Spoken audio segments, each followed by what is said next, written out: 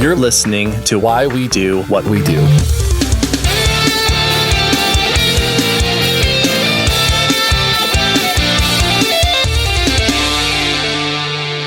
Welcome to Why We Do What We Do. I am your werewolf host, Abraham. I stole it. Oh man, you took it from me. I am your I'm your howling host, Shane. That works very well. Love alliteration. Yes, yeah, exactly. We are so excited to bring you today an episode that is a little different from what we have done in the past. We were interviewing some experts who did some amazing work with wolves. Yes, I am so excited because as a behavior analyst myself, I've always had a fascination with learning how to work with certain animals. I had gone to, I don't know if I ever shared this with you, I went to school to be a marine biologist before I did anything else. I don't think I knew that. And it didn't pan out. Yeah, well, yeah.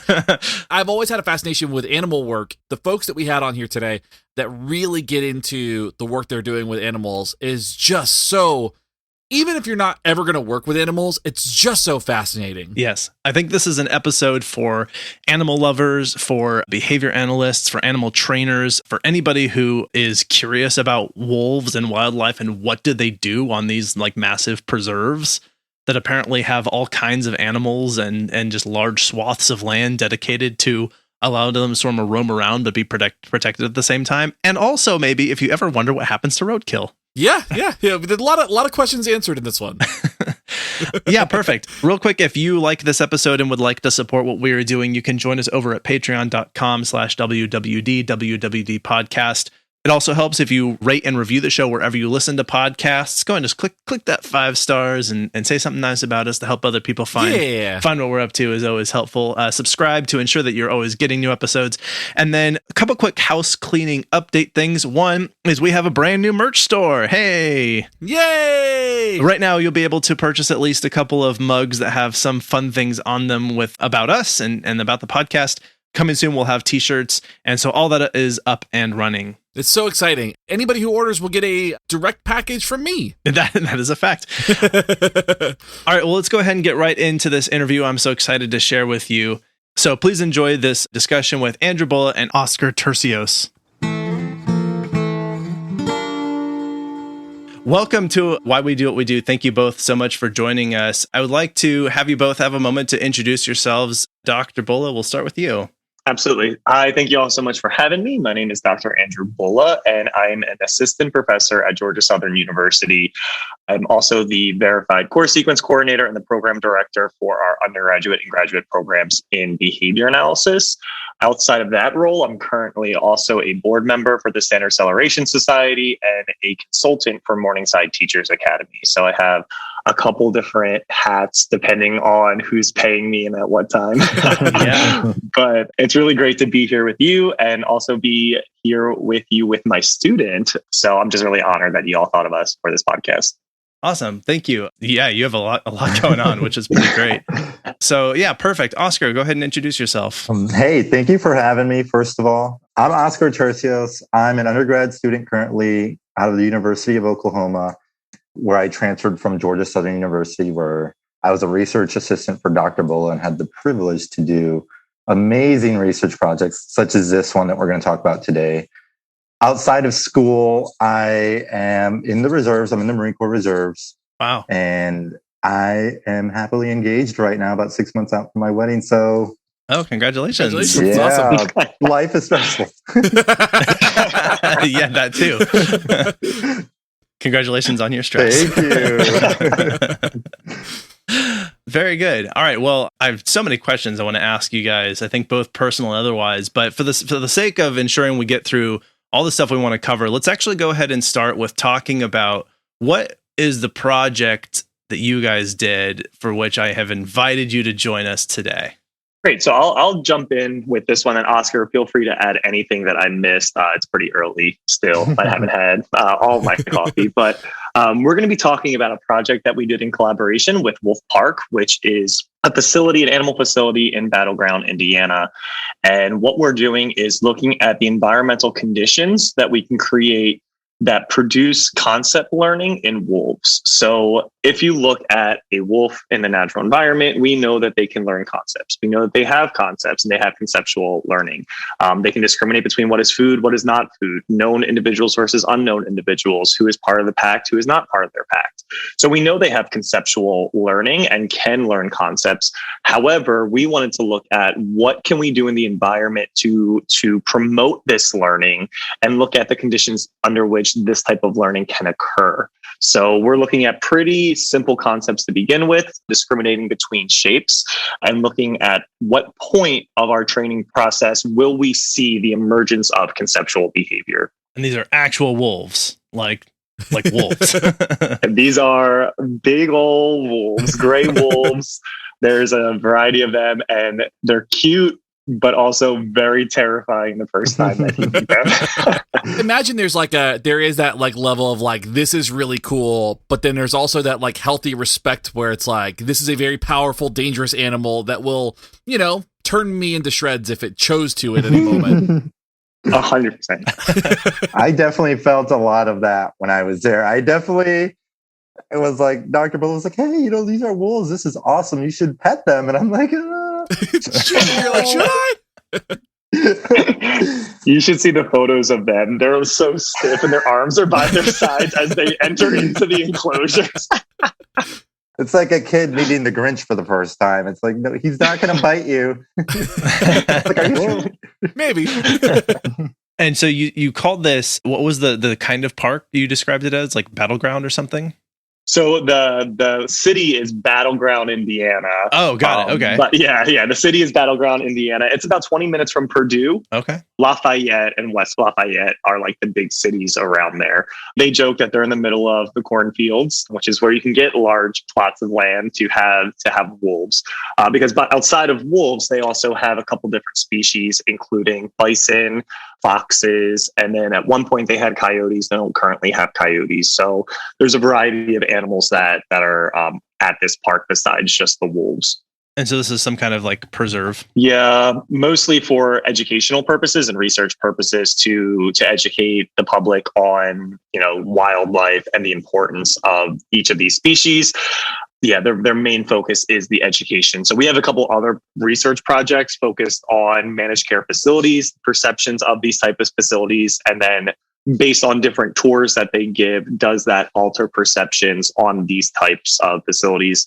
Because there's so many documentaries about, animals and managed care facilities, and people have all these strong opinions without really understanding both sides of the story about how these facilities can be used for good and how some of these animals at this point would no longer exist if there weren't managed care facilities helping them. So, there's a story to be told. I won't get into the politics of it, but I've learned a lot while working with a couple different managed care facilities in that regard.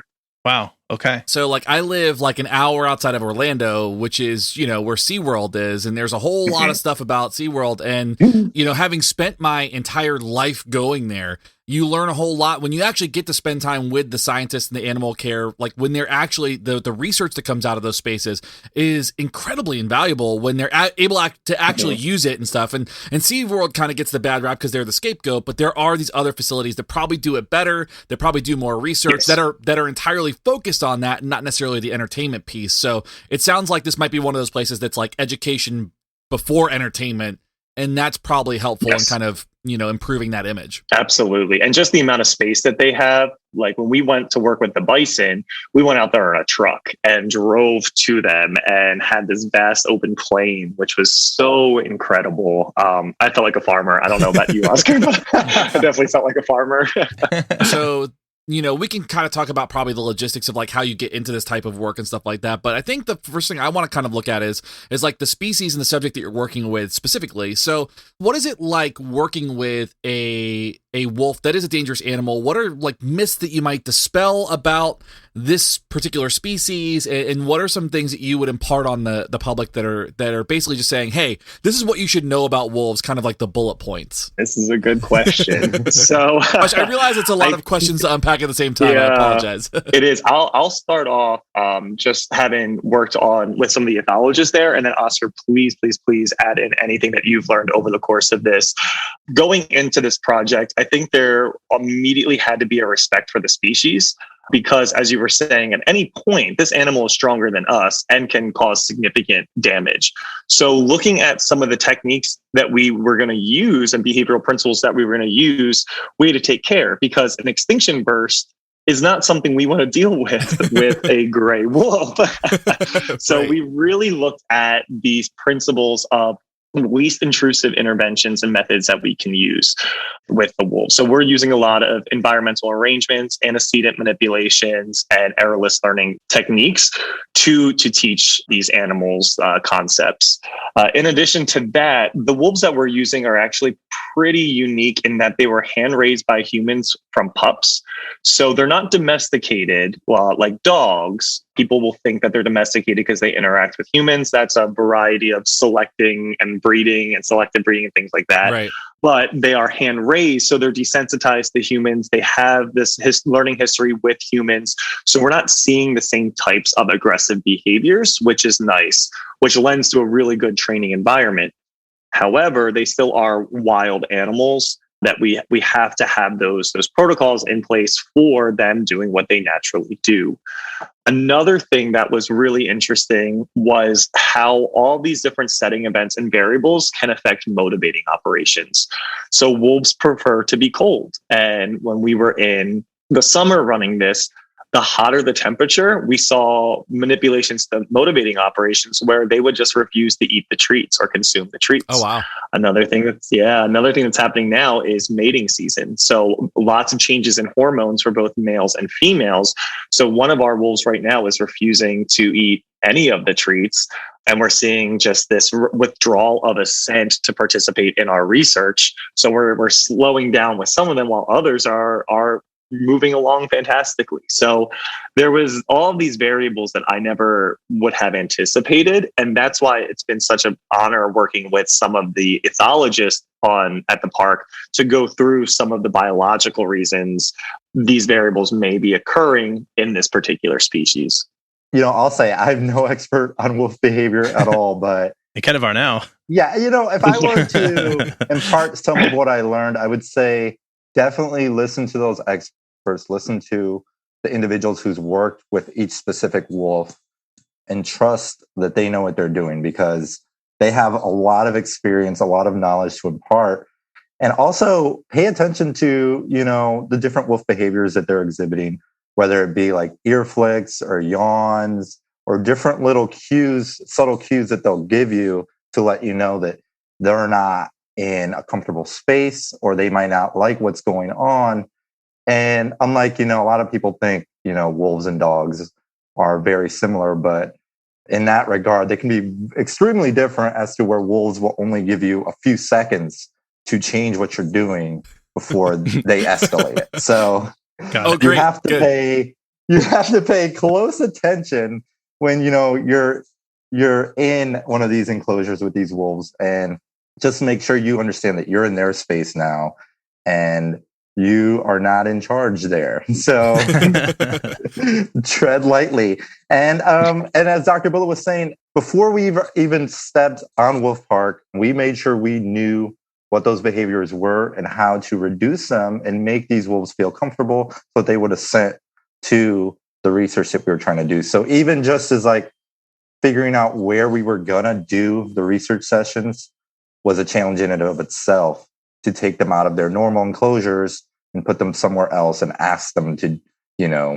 do something that we want them to do, and how to get them to assent to that. So, and so interesting because something you might not think about otherwise, it almost sounds like you're describing this as like a first date where you're watching body language and you're like really, really, trying to be on your best behavior. So it's like, all right. Except, I guess on a date, like if you say something offensive, then take your hand off or something. But a little less like that. You're on the menu. We're going to pause here just for a moment, and we'll be right back.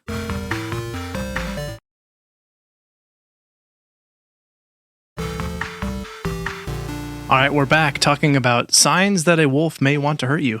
Oscar brings up such a good point about paying attention to those little behaviors that are showing signs of an uncomfortable environment. So we're not saying that the wolf is stressed, but we're saying something in the environment is causing these behaviors that indicate a stressful environment, such as persistent licking, yawns, looking at their tails and their ears. And what I think has been so neat, and I think that all behavior analysts can learn from working with animals to transferring to humans, is we don't want these animals to engage in problem behavior. So we see these signs that indicate a stressful environment.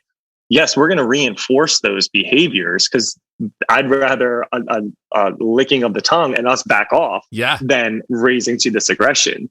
And this whole time when I'm thinking of this, I think of all the kids and clients that we work with that give us a lot of indicators that they're in a stressful environment, but we don't reinforce at those lower levels. We wait until we get the full-blown tantrum or SIB or aggression. And it's like, I've changed how in my practice based on what these animals have taught me, because it's like, oh, I can get all this really cool behavior from wolves without any problem behavior. And I just negatively reinforce these small little indicators of a stressful response. So it's been a really cool environment, a really cool project to see how I can change clinically outside of the animal realm as well. You both have talked about the idea of specifically assent and what that looks like, right? Because I guess if you're working with a wolf that can like legally consent, then you've got a different issue. I think you're probably dealing with somebody with a clinical lycanthropy or something.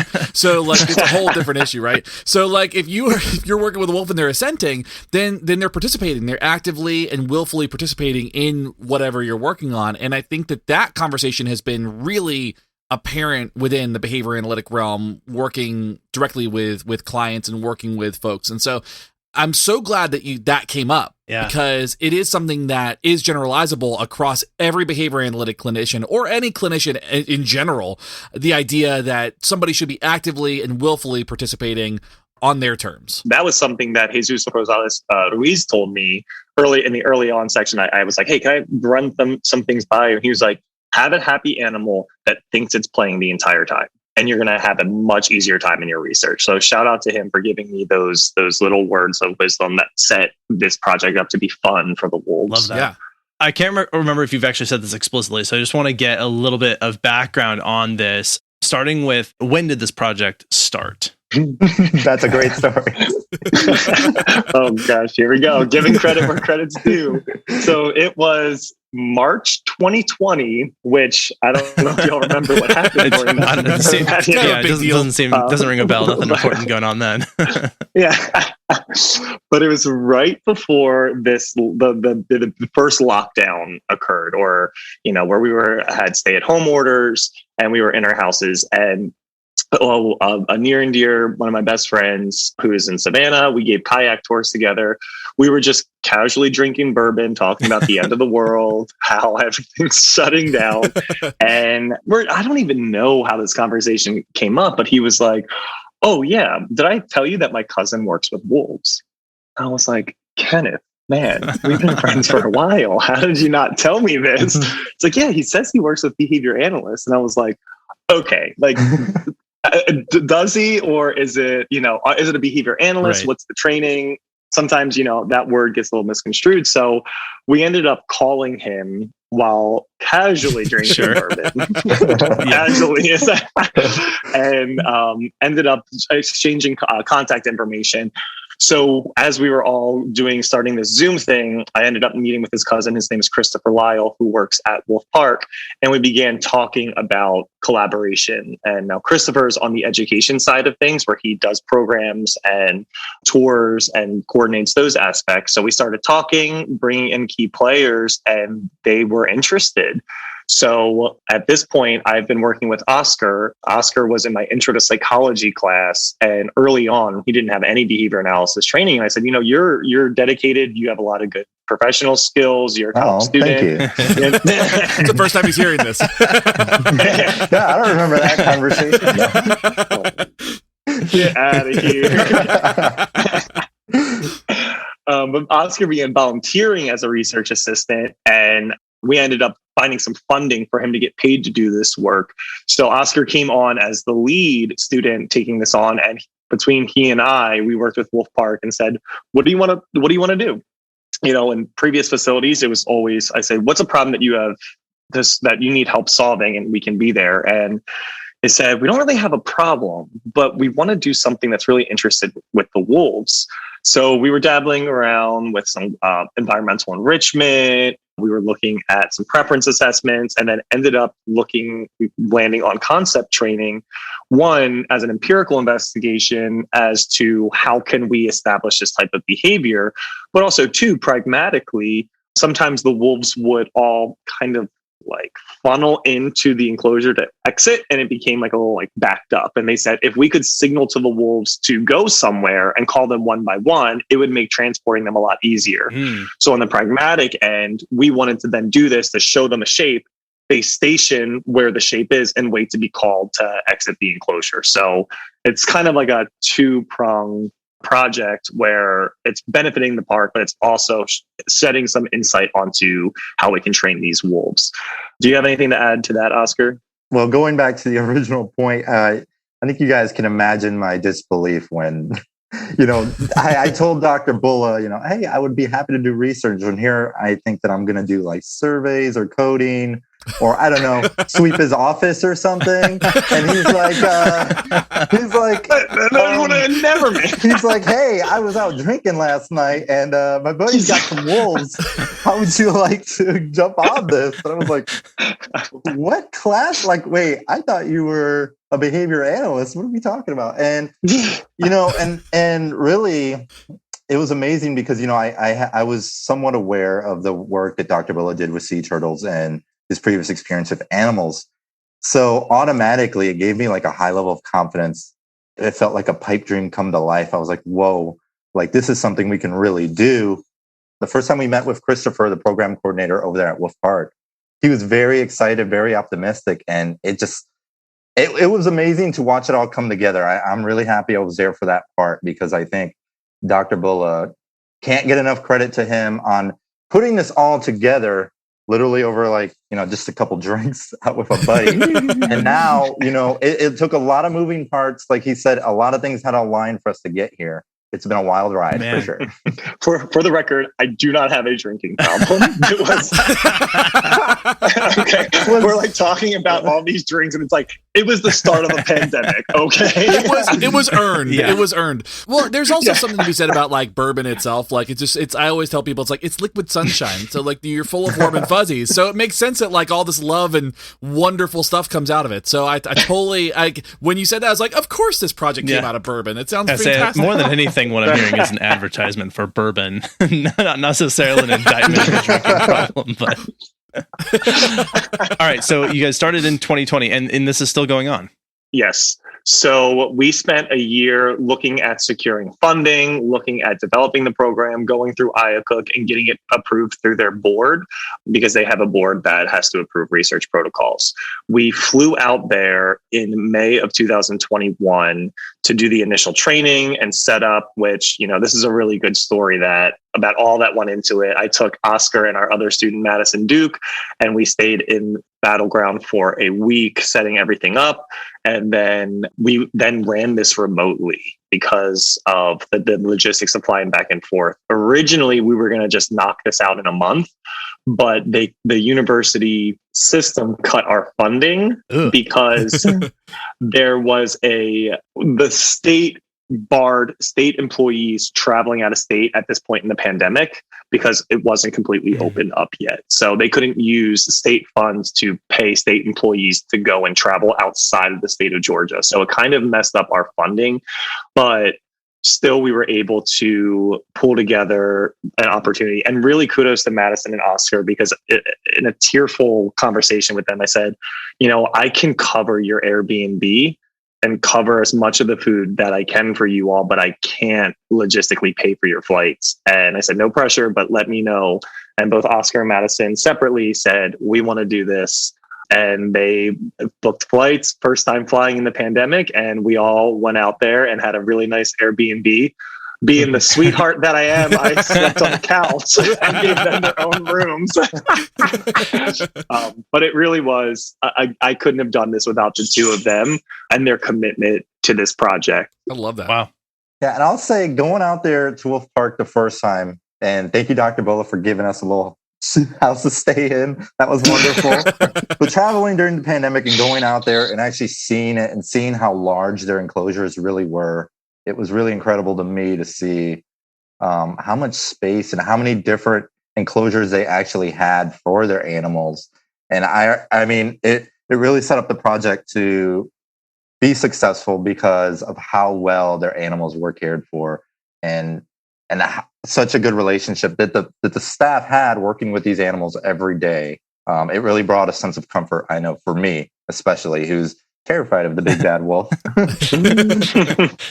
Yeah, and that's a good point, Oscar, because without seeing the space, we really had an initial plan in place. But once we got there and started running through some of the methods, we had to pivot a little bit in what we were doing. Now that we saw, the relationship between the trainers and the animals, the actual physical locations, their day-to-day jobs that they had to do as well. So it was, without going there, we would not have been able to have it be as smooth as it was. And how much space are we talking in terms of the enclosure that they're in?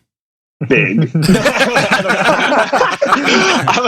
I was just going to make up some acreage, but I genuinely have no idea. But to give you some context, one of the enclosures has this lake in the middle of it where you can boat from one side to the other. Okay. Yeah. And they have some cute pictures right now, if you go on their Facebook or website, where the lake has frozen over and the wolves are walking across the lake. And it's absolutely gorgeous. Like Monty Sloan is their photographer, and those photos look like postcards, like legit postcards, because they're just absolutely gorgeous. Wow, okay. So they're pretty big enclosures. You guys were saying it sounds like it's probably more than an acre, possibly several. Which is pretty impressive. And then I think it'd be useful to describe what you guys were working with as you're training the wolves. I assume you had to get them in a sort of smaller, more workable space. Mm-hmm. So each enclosure has an airlock system where it's not really an airlock or like an outer space, but for safety purposes, you have to enter into the airlock, lock one gate, open the other, and then close it. And there's a space between two enclosures that's pretty decent size. It's not huge, but I would say it's probably the size of a small bedroom. Okay.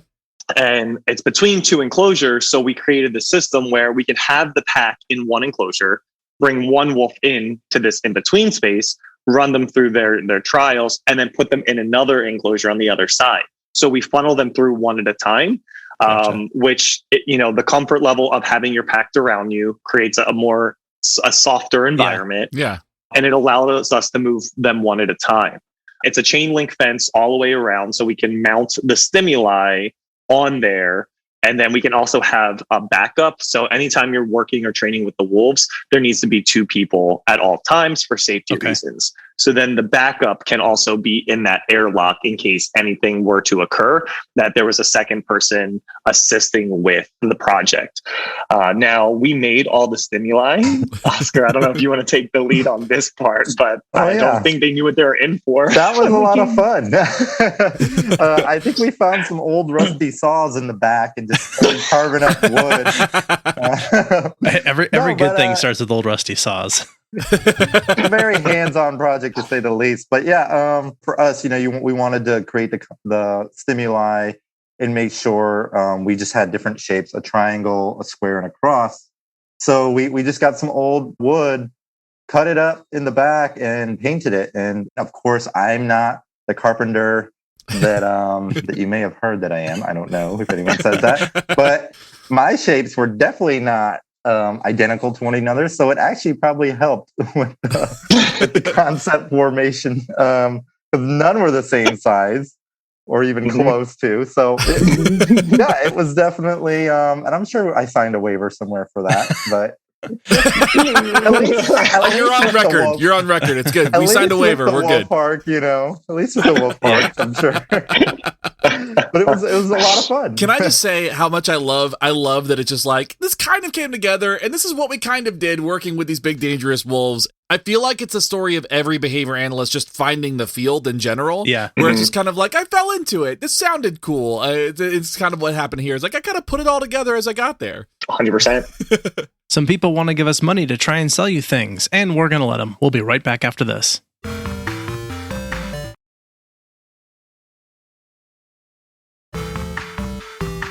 We're back and we're talking about learning on the fly. That's all Dr. Bulla. We got there and we're like, we don't have any stimuli. We have to make it because, so we did a little trip to Home Depot or whatever, bought some wood, and we just used the faculty's tools there on site. And, and it ended up working out great because we had the flexibility to make it, like Dr. Bulla said, we had no idea where we were going to conduct the sessions. So we kind of had to work with what we got when we got there. So it actually worked out to be a little bit more flexible for us than to just show up with something created and then it not work, So to make sure I'm clear. So you said you would take one wolf out and move it to the other, and by take and move, you mean you're like leading them because you're not going to physically guide a wolf. Yes, yeah, exactly. Yeah. So it's all the trainers that handle, and most often you can signal them to go in. All the wolves do have some leash training and desensitization, where if they do need to be moved to enclosures, they're all trained on leashes. Now, by leashes, I mean it's a chain. It's not like a little poodle's leash. Like you can't go to PetSmart and get a wolf leash. It's like Dolce and Gabbana leash. But think about how we train dogs to be on leashes. All the same principles applied, where you get them used to the sound of it, getting them used to it being around their neck, right? Reinforcing for staying by your side rather than pulling. So all those principles were at play, and that's everything that they've done. I can't take any credit for that. That's everything that their staff do as best practice within the park. Something I meant to ask about earlier. Do they just feed them is there wolf kibble they just give them, or they're like, well, there's rabbits out here and see you guys, after dinner? Just you wait for this story. So as Oscar was saying that we were carving the wood shapes out, there's this freezer and refrigerator next to us, like restaurant style. And we're like, what's in here? And they said, LaCroix. Yeah, they're like, oh, it's Deer Mountain. And we're like, what's Deer Mountain? And they open the freezer and it is a mountain of roadkill. What? Whoa. Of dead deers, yes. Roadkill. And people will donate. Well, not people. These the city will say, oh, there's a dead deer on the side of the road. They'll pick it up and they will freeze it, chop it up, and feed it to the wolves. So they thawed out. They were like, do you want to go on to see us butcher this? And I was like, I am pretty sure I'm going to pass out if I do, because I hate one. And then there they are, winding up and throwing a carcass over the enclosure. And the wolves, that's when you got to see their teeth, and they're just ripping it and ripping it and ripping it. And at the time, I was still a vegetarian. So I'm seeing this and I'm like, que miércoles, what is happening right now? And they would be like, oh, the wolf might mouth greet you or face greet you, and they're going to lick your face. And I'm like, no. There's deer carcass now all over me. I haven't eaten meat in 3 years. Yeah, so in case you were wondering what all those old rusty saws were for in the first place, carving up roadkill. Wow. I feel like they showed that a little bit on, and this, I'm not comparing Wolf Park to this by any means, but they showed that a little bit on Tiger King, where these trucks would back up and they would bring in roadkill, fairly fresh roadkill, or they would go pick it up, because that was a means to feed these large animals that ate these huge quantities of meat that the cost of it would be just bizarre and bonkers. So I would imagine there's there was a little bit of truth to that, which was that's something that happens where maybe a place doesn't have enough funding to gather that stuff, or they have to supplement somehow, and so it makes sense that they would have Deer Mountain. Yeah. Well, and honestly, values wise, it's a nice way to ensure that respect for life, and that even though this deer perish, that it's now being used in a way that would have in the natural environment already. So they definitely have additional food for all the animals, but this is a really good way to respect and honor that animal's life that was cut short for whatever purpose, getting hit by a car. So for me, that's respect animals. I'm it's beautiful. Yeah. Yeah. I think that's reasonable. As a vegetarian myself, I'm that I see that pathway and I'm yes, that makes sense. I do appreciate that value. Same. Absolutely. Yeah. And they have the cleanest roads in Indiana. So Go to the wolves. So this is not an endorsement though to like go out and hit a deer with your car, knowing that it's going to go somewhere. Yeah. Please avoid that if you can. Like we want to make sure. If anything, this podcast is about road safety. Yeah. Yes. Probably the recommendation is if you were feeling like you wanted to contribute to the wolves, not killing animals with your car, but you can give them money and that will work. Yeah, right? that'll be fine. Or maybe fund research for groups like what you guys are doing, donate to causes of that nature to help you guys do that kind of work. So Absolutely. All right, so we're talking about the setup here for how we got off on this tangent, which was really fun. But the setup for how you went about even setting up your, I guess, experiment that you were doing, and I guess training sessions, which was that you created the space between the two enclosures, and inside that you would lead one wolf out into your training space. So go ahead and then describe the training space, how that was set up, how you set up your stimuli, and sort of what the process was like going through what you guys were doing.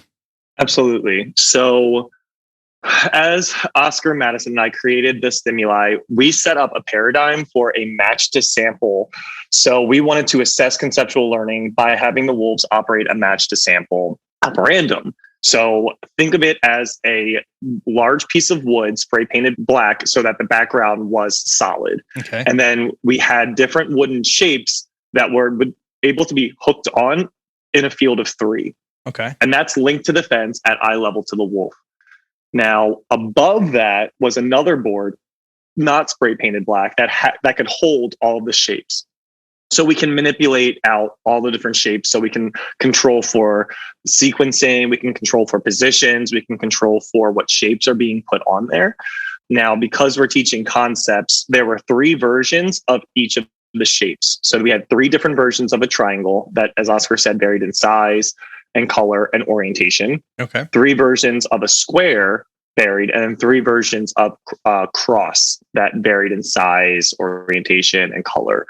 So we had that going, and that was always in the facility. Sometimes we had to do some systematic desensitization to get the wolves comfortable with having these mounted. So we would just, free feed, do some easy behaviors that they already have shaped up to get them comfortable in this environment. And then we had to teach them how to use the match to sample operandum, because no wolf is naturally going to select the shape or interact with this. So we had to do some pre-training. And I like to think of these as component skills necessary to operate the match to sample, which we conceptualize as a composite level skill. So that comes from the precision teaching literature, where we want them to operate a match to sample, which is our composite. We're going to teach the ingredients and then get the match to sample for free. So, Oscar, I'm going to pitch this to you to describe what the pre-training looked like for the behaviors that we needed to get them to use the match to sample operandum. Okay. So for pre-training, when we first brought them out there, the 3 components that we talked about were stationing behavior, which was basically the wolf trainer would ask. We had this board. It was just a square plank that they could rest their 2 front paws on, and the cue would be stationed to the wolf, and the wolf would have to walk over. This is a verbal cue? Correct. Okay. And they'd go over, place their 2 front paws on, and if they did that correctly, that behavior would be positively reinforced. And then the other 2 cues were touch. The next cue would have been touch. So we would sometimes they would use their hand, because I think that was already previously established prior to us being there. Correct. And it would again be a verbal cue. The trainer would tell the wolf, touch. They'd come over, touch, nose it. And then when we say touch, we mean like physically touch their nose to whatever the target object was. And that would be a correct. And you're holding the target. Correct. So it initially, it started with the hand, and then we would move it closer and closer to a shape, whether it was the square, the triangle, or the cross. And eventually we moved to the point where we could have it on the board and actually place their hand right over it.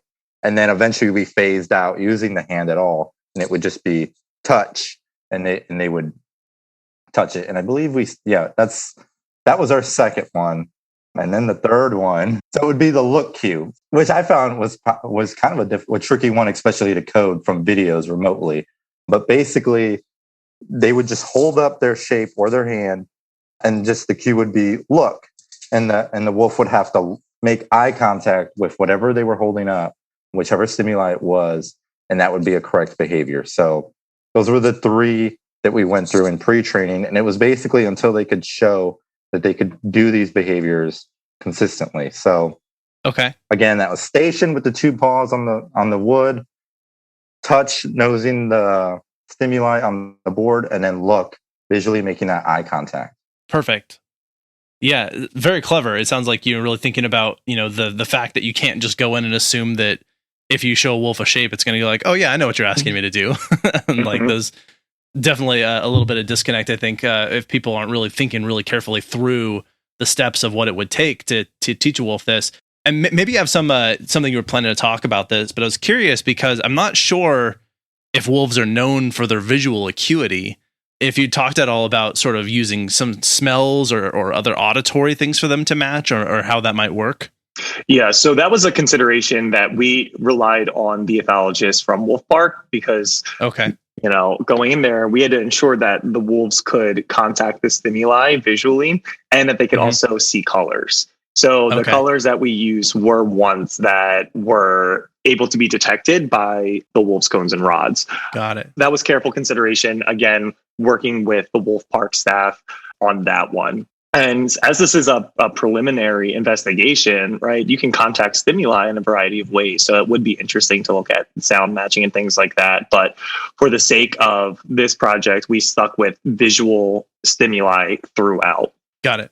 Okay, cool. And going back to the pre-training setup part of the project, the reason why we chose those behaviors is because the stationing was a way for the wolves to show a scent that they wanted to begin a trial. So later on, we would use that as an indicator. So if the wolf went and stationed, that they were ready to start the next trial. Okay. And if they didn't, then that would be an indication to us that maybe we need to stop running trials because the wolf no longer a scent. So you give the cue station and they might not do it. Correct. So we actually faded out the cue station. Eventually they would select, the trainer would mark with a click, reinforce, and then as they were setting up, the wolves would then go back and station and wait. And it's like, you like this, like you're digging this, right? And sometimes they would wait for the wolves to then station again before the trial. And because we were taking frequency measures and had time consistently being measured, we can then look at changes in frequencies as well, instead of just relying on a terrible measure of accuracy or percent. Right. Okay. Yeah. That's great. That's a very important plug. Real quick too, you said that there was positive reinforcement, so some kind of reward for them for each one of those steps. What was that? What was the form of the reward that they got? So all the animals were clicker trained. Now, if you're familiar with tag teaching and animal training, like typically you would think of an actual clicker where it has the same sound, the same pitch every time. It's like a sort of thing. Yes, exactly. But because you're working with wolves and you need your hands, and in case something happens, you don't want to be juggling too many things, they actually moved to a tongue click. Okay. So it was always on their body. They didn't have to use their hands to click. So all the wolves responded to that sound, and the reinforcement that would follow would be different types of meats and cheeses. Pepperoni is a highly preferred, but little bits of meat, little bits of cheeses, and little bit, pepperoni when they do something, but with some jackpot reinforcers. Nice. So he got like a charcuterie tray and maybe a flight of wine to go with there. Yes, and I will tell you, you should see these animal trainers. We have Kaz Brooks and we have Ryan Talbot, and they were working with these animals, and just the precision in which they mark behaviors and delivered reinforcers are really masterful. Awesome. Shaping behavior is really difficult. Yeah. Especially when you can't physically prompt it, and just their precision to reinforcement contingencies. Shout out to them. They are remarkable trainers. Man, that's so cool. And you're absolutely right too, is I never got to work directly with animals and as part of my training in doing behaviorism and behavior analysis. And I think that I found in myself that was sort of I tried to train like pets, to do stuff. And I was moderately successful to some of them, but shaping animal behavior where you don't have language to fall back on, where so many of us are so used to the fact that I can just say something and have that have an effect, either as a command or some kind of request or as praise. And to animals, they just could not care less about what we have to say to them. It's such a cool, valuable piece of information to think about the fact that when people are going about doing the training, that shaping component is so artful and masterful, and it takes so much time to get good at it. And I think I'm not very good at it, so I really appreciate when people are. Well, and I think there's probably something to be said too about like the type of animal you're working with, because when you're working with a smaller animal that you can easily transport from one, maybe habitat to another. Like if I'm working with rats, I can put a rat into a training environment pretty easily. Like I don't have to lure them in or leash train them in or anything like that. But a wolf is a fairly sizable creature. Yeah, also a good point. Yeah, so like something to think about. I think like I have a wiener dog, and she's like a tiny little thing. Like I can pick her up and move her if I need to. But wolves are much larger, right? So like to kind of give everybody context, how large are the wolves you're working with? So I'm a pretty tall dude. I'm 6'3", and they would come up to about my waist while standing on all fours. Yeah. I mean, it's not like the wolves in Twilight. Like, that's like, oh my god, let's talk about a terrible movie. Yeah, we're not talking about Fenris or anything. Yeah, but I mean, my dog's a half shepherd, half boxer, and they were significantly larger than my dogs. Now there is some variability. Sure. Like I'm thinking of this one little female sparrow, and she's probably the tiniest of the wolves, and she probably looks like a dog size. But when you get to some of the other and the male wolves, they are definitely different, and they feel different. As weird as that sounds, their coats are coarse. Yeah. So like dogs are usually soft, and it's like, oh, this is coarse. It almost feels like pig. Have you ever touched a pig, like the pig hair? Yeah. I think that's because, when you were saying before, like people will think that it's like training a dog. Or, I mean, I live in Florida, so people always have like wolf dog hybrids like running around in their yards and stuff. And so people will be like, it's the same. It's like, it's not the same. Yeah. Not even close to the same. So what are you doing? Nope. Maybe don't do that. But it's always really interesting. Like Florida's kind of a wild west for stuff like that anyway. But I wanted to like illustrate that because Wild Southeast. It is one of those things where the wild Southeast, where people will think that like wolves are these normal kind of dog-sized animals but they're not. They're very large animals. Mm-hmm. Yeah, I would challenge our listeners to just try and imagine where you are if you had an animal that came up to a 6'3" person's waist, how large that really is. I think, in movies and television, it's hard to, I think, make the scale work really well. And so they tend to make animals just like ludicrously large to show sort of the scale of how big and scary they are. But in real life, if you see an animal that is that comparably sized to your own body, you're like, this wolf is like 250 pounds. And like, I'm not even 250 pounds. And like, that is a massive, massive creature that I think having the respect for what they're bringing to this situation is really important for sure. Absolutely. And that was a conversation I had with Susan Friedman. She and I are currently in the early stages of writing a paper about what we can learn from animal training to the applied field. And she was saying, like, I can't risk an elephant being aggressive with me. Yeah. I'm not gonna put that into any consideration. Like, that is something I can't do. So I'm gonna do everything else to get that animal not to aggress. And then I have to use a very positive approach to get the behaviors that I want. She's like, so I'm going to reinforce when, something as simple as like a leg twitch showing stress or a stressful environment, and reinforce. And I'm going to use positive reinforcement and shaping to get those approach responses. And with the wolves, that was the same thing that we took. And part of what we want to do, because we have all these videos, is look at the level of behaviors that may indicate a stressful environment. And under these training procedures, do we see low levels of those stressful behaviors? That's kind of like a qualitative study of here's what's happening. Yeah. And let's look at, can we get a happier, quote unquote, happier environment or happier animal by cultivating a positive environment. It's a shame that doesn't get transferred over to applied work with humans more often. I had a similar thought. Yes. Absolutely. I think it's such an important metaphor for thinking about just the way we interact with other human beings as well. Mm-hmm. Like, just because the child or the individual is 3 years old does not mean I want them to tantrum or be aggressive for 30 minutes. Like, what can I do? And if I do, it's like, oops, I messed up. What can I do next time to have a happier individual or client or learner that I'm working with that is willingly approaching me, willingly wanting to work besides using these hand over hand methods. Yeah. And part of the paper, I joked with Susan, I said, we should call this, you can't hand over hand prompt a wolf.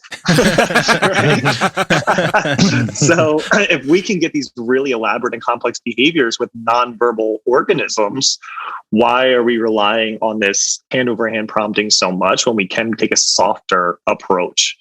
So be on the lookout for that paper. We're in the early stages of it. For that. Yeah, actually, I like that as a book title too. You can't hand over hand prompt a wolf. It's really good. But all right, and so speaking of these procedures, I think so. We've got the pre-training step down. So let's talk then more about what you actually did once you had them in there with the match to sample and whatnot, and going about doing the training that you actually did. What the rest of this project looked like.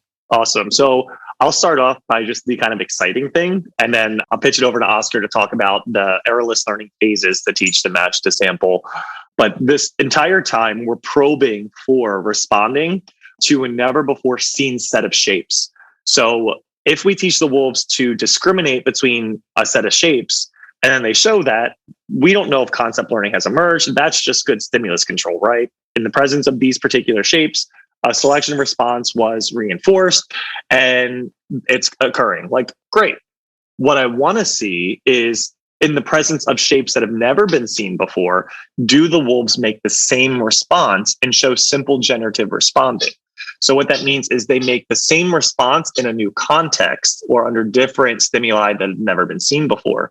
So we probed with the testing stimuli before we did the pre-training. The wolves couldn't interact with the shapes, just like Oscar was saying. We then did the pre-training and probed with the test stimuli and saw that they were better able to use and manipulate the operandum, but there was no accuracy to the selection. So we saw movement, which is cool, right? But we didn't get the conceptual emergence. So that's not the conditions under which conceptual behavior emerges. Not just like exposure to it isn't enough. Exactly. So then, when this is where we're at with all the wolves, we then begin to take an errorless learning approach to then teach them to discriminate between the shapes when presented one. And at the very end, we're going to probe for that testing stimuli and see if then at that point, do we get conceptual learning? So we took an errorless learning approach to, again, be kind, positive, and reduce the likelihood of any type of stressful environment or problematic behaviors that the wolves may emerge. And Oscar, this is what you were talking about earlier. So do you want to take the lead on describing the phases to teach the match to sample? Absolutely. So phase one, well, again, like Dr. Bulla said, we kept the errorless learning approach, and the wolves were presented. Once they showed that consent of stationing, we presented them with the stimuli, the novel stimuli, whatever it might be, whether it was a square, and we would have one on the board. So it was a match to one sample of one shape in the trainer's hand, one shape on the operandum, and we would just positively reinforce that behavior if they were able to correctly identify that one, which is pretty simple. When there's only one on the board, there's only one to pick, Yeah. And that's why the errorless learning approach kept it so low stress for the wolf. You could say. Most of our listeners are behavior analysts, but just to be clear, then errorless learning essentially referring to, actually, I'll let you say, go ahead and describe what that means. So errorless learning is that we're trying to reduce the likelihood of errors. So it's the misnomer where it's like, and no errors will ever occur. Right. It's using antecedent arrangements and other types of stimulus prompts to increase the likelihood of correct and successful responses throughout the entire learning opportunity. Perfect. So it's not that the wolves didn't make errors, but the likelihood of errors were very low. Yeah. We're going to be back with more definitions after some advertisements.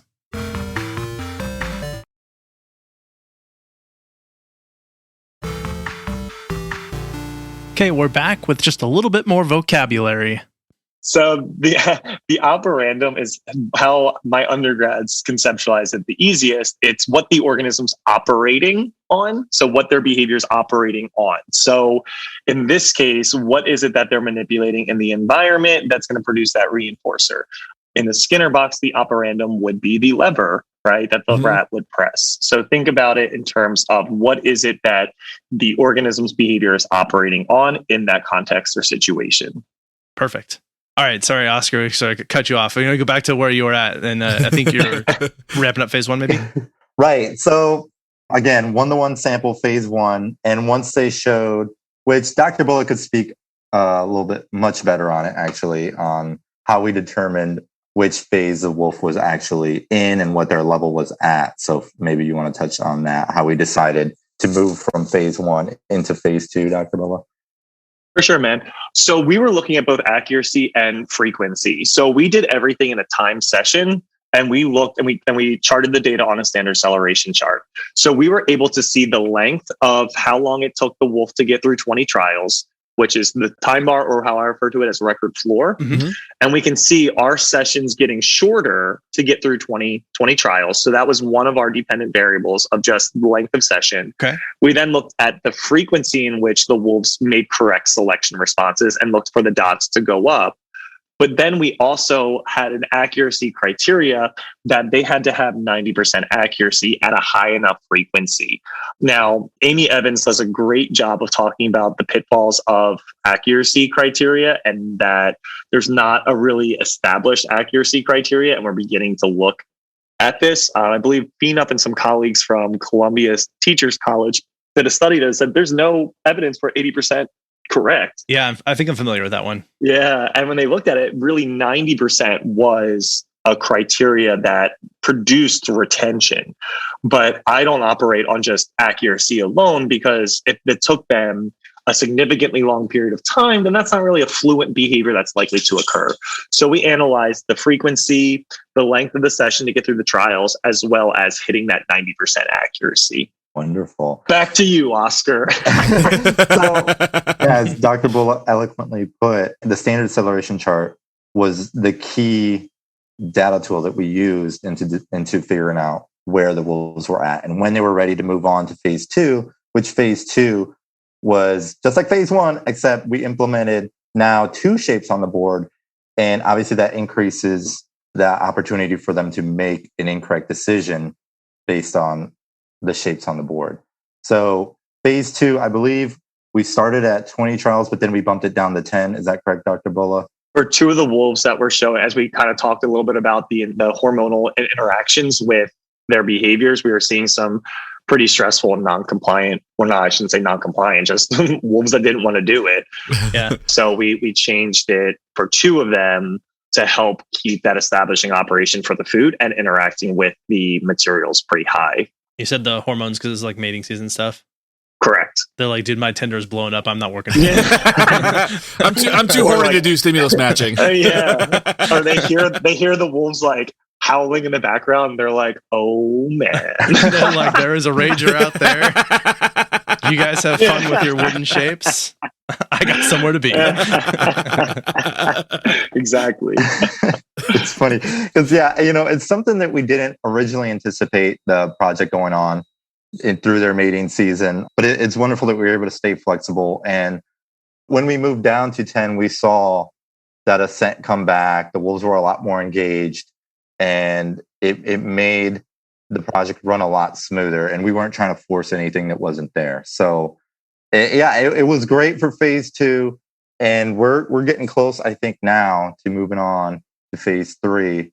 But again, we're really excited as to where they're at right now. They've come really far, and I know myself as someone who's coded a lot of the videos to just watch the growth from, when I first met these wolves way back over the summer to now where they're at in phase 2, and them actually being able to discriminate between these stimuli. It's incredible to see all those principles that Dr. Bulla taught me way back in the day. Actually in action on this animal that I'm terrified of. It's incredible. No, and you thought he was going to make you sweep his floors. Yeah. Well, no, that still happened. No, I'm just kidding. Oh my God. Yeah. Everyone listening, I respect my research assistants. They're so good at getting the right kind of coffee. No. Shoot, I'm paying more for their stuff. No, I'm kidding. Totally kidding. Actually, I think I'll disclose, I originally reached out just to Dr. Bulla to participate, and you absolutely insisted that your students be given the opportunity to be here. No, it's really clear that you are very selfless with both, I think, your giving of credit as well as having them be involved in the opportunities you've created. Definitely what I've seen from many many other people who are in positions similar to yours, where they are the directors of programs and they oversee a lot of people who are either at an undergraduate or even a graduate level. And they're sort of like, well, yeah, I get cheap labor here, and that's pretty great, as opposed to really taking them on more collaboratively, which seems like that's what happened here. 100%. It's honestly every much a part of them as it is a part of me. And I try my hardest to create a collective rather than a hierarchy of listen to what I have to say. And I hope, I don't know if I did a good job, but I see how successful these two are. And it just makes it worth every single second. They're the voices you want to hear because they're going to be the ones changing, the course of our field in a couple of years. So I'm just proud to be a part of their story. So awesome. Yeah. Very cool. I can't personally stress enough how much opportunities Dr. Bulla has given me since sitting in his classroom many moons ago. So yeah, a huge thanks to you. I've told him 100 times, but I'll say it again here. I can't say it enough that you really have created a lot of opportunities. You've used your platform, not just for myself, but for all of your students. I know that you give them all these incredible opportunities and you put us out there. You let us go outside our comfort zone and learn some things that I definitely wouldn't have had the opportunity to learn otherwise, sitting in a classroom for an hour, 3 times a week or whatever. So for you to bring me on this journey from the very beginning, from that bourbon glass to, even like lit reviews and putting together everything. And you even let me be a part of the iCook and the IRB and sit in on those meetings and see how they go from an educator's perspective. And just see how many people try to hijack your time even. It's been really eye-opening, really wonderful. And I've learned more than I can even really process to this point. Like I look back and I'm like, wow, I got a lot out of that and I didn't even realize it. So thank you. That's awesome. Thank you. Really, like in front, and I really can't say it enough. Thanks, man. Thanks. Awesome. Love that. Is there anything else to cover with this setup, arrangement, and experiment that you guys did that we haven't talked about so far? I think Oscar did such a good job. The only update I would give is that we have 2 wolves commencing phase 3 now, which is just in the field of 3. So they did it within a field of 2. Now they're going to do it in a field of 3. And I'm not honestly seeing their performance in a field of 2. I don't think we'll be in phase 3 quite long. And then once they have those same mastery criteria that we talked about in a field of 3, we're going to probe for conceptual behavior with the novel set and see what happens. And if they don't have it, then we can look for other variables. Was it a large enough training set? Did we build it to a high enough frequency? We don't know. We don't know if this is going to work or not, which is the exciting part. That's the inductive part. So, and so the future of this, it sounds like you're going to continue to explore sort of their ability. And this, I think for behavior analysts out there, this is describing sort of stimulus generalization, right? That they can respond to whatever relevant characteristic features there are of the stimuli that you're presenting. I was trained by Kent Johnson, so shout out to him. I would say that generalization isn't the best term. Okay. Which is like, I know we're in the minority. We would say it's simple generative responding, where the wolves have never made this response in the presence of a new context, but they were taught their response. So the environment recruited this behavior to occur. This is what Kent has taught me, and I tend to agree with him. Early on, generalization was seen as a training error, and it wasn't something that you wanted, right? We were trying to establish really good stimulus control and discrimination, and we saw that generalization gradient for how many errors were made in the presence of like stimuli. However, we program for simple generative responding, where I want the organism to engage in the same response in novel contexts. So I know we're in the minority in terms of how we tend to refer to it, but Kent does a really nice job in the New Morningside book talking about different types of generative responding, simple versus complex. So I think it's just an easier way for me to understand it. Although anyone that's listening as behavior analyst and wants to sit for the exam, yes, you'll hear it primarily referred to as stimulus generalization. Perfect. Thank you. That makes a lot of sense to me. Okay. So what then I think is the future for this? You had described sort of using these cues also to like help the trainers and handlers navigate having the wolves not get like bottlenecked and sort of having to help just move them from place to place. So what's in the future for this project? That's a great question. And I can't wait to explore it with the staff and faculty at Wolf Park. Never do I ever want to prescribe my own research agenda to an organization. I think that things go a lot smoother if we collectively come up with a research idea. But what's so exciting is now that we did all this upfront work, training them how to operate a match to sample paradigm, we can move through a lot more studies and experiments more quickly because all that upfront work is done. Yeah. So it really, I'm just excited for the fact that we laid this groundwork and see what's happening next. I know that they're very much on the educational side of things. We were talking with a colleague, Lindsay Markham, who also works in the animal world, behavior analyst, about looking at some survey-based research, but also incorporating a behavioral component where we're actually getting quantitative measures of actual behavior and kind of moving on from there. So stay tuned is what I would say. I'm really excited to see those wolves, the results of the wolves in the surveys and seeing how they do that. Yeah. Teach the wolves how to fill out. We're going to do some verbal behavior training. It's going to be great. All right, great. And what other projects do both of you, I guess, have going on right now? Right now, primarily I'm working on the wolf project. I have the paper going with Susan Friedman on what we can learn from animal training. I'm working with a colleague, Kayla Randall, on how we can take better data during functional communication training during the acquisition stage and use frequency and standard acceleration charting to look at differences within acquisition stages. In terms of outside of that, my passion is also in education. So now that schools are back open and we can have this opportunity for research, I'm looking at applications of direct instruction and precision teaching within educational settings to get educational gains. And the last project that I still have to write up and have follow up is looking at the difference between free operant and restricted operant behavior, and how I don't think either of those concepts really exist, but we can put them on a continuum about how much restriction we put on when we're teaching and animals or non-animals, any organism is learning. And I call it the continuum of restriction or the continuum of freedom, and how we can base our programs to work towards freeing up operant behavior and not just having it under the control of external variables. So teaching and learning across the continuum of freedom and bringing that into our instructional design.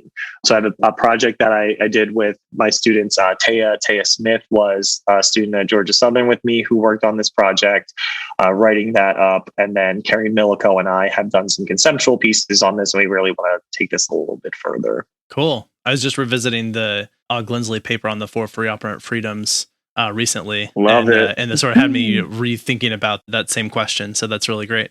Yeah. Love that paper. Yeah. Yeah, that's super cool. For me, I'm working on this wolf project, Dr. Bulla. I'm very excited to see, like you said, where phase 3 takes us and what we learn here. Besides that, I'm going into my senior year here in my undergrad at OU. So that's exciting. Yeah. Here, I'm also working on some research with Dr. Eric Day, and we're just looking at human performance and complex skill learning. He's more on the IO side of the house of psychology. Okay. But it's very exciting for me to see what I can learn about that field. Sure. While I'm still here. So yeah, that's what I got going on. And cool. then graduate school. Very good. Yeah. So that's exciting. Learning never stops. I don't know. I'm excited.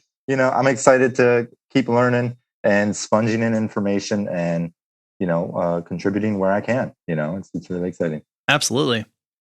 Well, thank you guys so much for your time. This has really been a lot of fun. I've really enjoyed talking to you both. And I think it's been such a cool, eye-opening experience to just hear what you guys have sort of been through, as well as upcoming implications for what we can sort of learn from this research. Mm-hmm. It feels like it's really sort of cutting edge. And even though it's using a lot of stuff that we've known for a long time, you're applying it in such a cool way that I'm eager to see where it goes. Thanks. Me too. Thank you so much for having us. It's been a pleasure to be on your show. For sure. So. Okay. Just want to say a huge thank you again and shout out to Dr. Bulla and Oscar for their generous time with us and sharing these amazing stories about the work they're doing with wolves.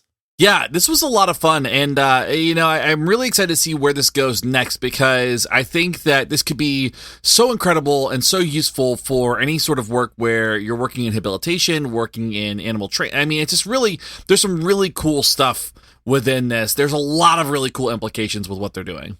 I just had so much fun talking to them. For those of you who are hearing this through just normal podcast feed, wherever you get your podcasts, there is a slightly longer version of this that's available for Patreon. We got into talking about what Oscar and Dr. Bulla are currently sort of into. We talked a little bit about how they found their way even into the field that they're working in. If that's something you're interested in learning more about, you can find out more about that by joining us on Patreon and getting access to those unedited, uncut episodes. Yep, absolutely. Get to learn a little bit about what they recommend and some things they do in their free time as well. So, all right. And so before we go, we'll throw in a couple of recommendations. Recommendations.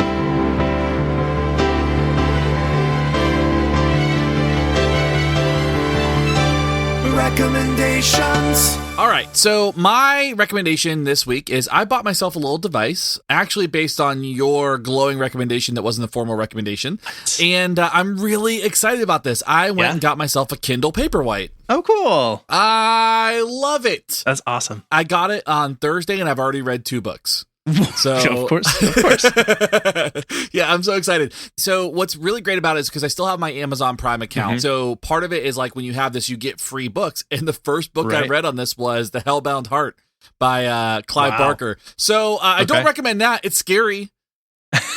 It's a very scary book. If you're not familiar with it, all you gotta do is watch Hellraiser. It's pretty accurate. Still scary, but I love it. I have been adding books to it and reading and really spending a lot of time with it. It's been great. Yeah, very cool. I've got one of those. Yeah. All right. I'm going to recommend a movie that I just watched, and this is like 13 years late now because this movie's been out for a while, but I've never seen it before. Yeah, that's right. Yeah, exactly. I'm recommending the black and white movie from the 1930s. No, this is the movie called Jennifer's Body. Have you seen that one? Oh, no, I haven't seen it. I have read a lot about it because apparently it was marketed so poorly and it was actually like a really pretty decent horror movie. Yeah, it didn't get very super great reviews, at least on IMDb, but honestly, like I thought it was really fun. I thought it was well done. It's an enjoyable movie. The performances are really good, and I think the story is good. I recommend it. So obviously that's why I'm stating it here, but yeah, it's available right now. I can't remember what platform it's on, but it's streaming. So most people should be able to find it if you have access to streaming. And if you're into horror movies, I think it's one that's worth spending a little time on. I heard the issue was it was marketed to be like this one thing, but it ended up being something very, very different. I don't remember the marketing, but that wouldn't surprise me because it took as long as it did for me to see it. And I think that if I had known what it was, I probably would have seen it sooner. Yeah. So I think there's probably a little bit of a branding issue or something of that nature going on. It happens sometimes. Absolutely. All right, so you can learn more about this in other episodes by going to our website. Of course, you can join us on Patreon, as I mentioned before.